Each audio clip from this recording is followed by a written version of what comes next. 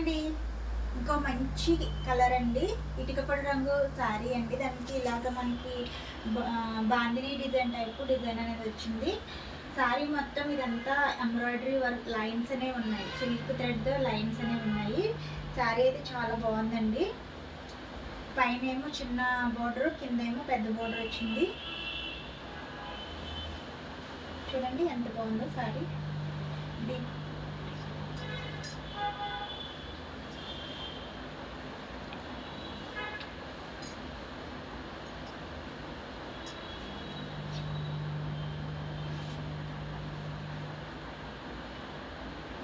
6.5 మీటర్లు ఉందండి. ఇది బ్లౌజ్ అండి.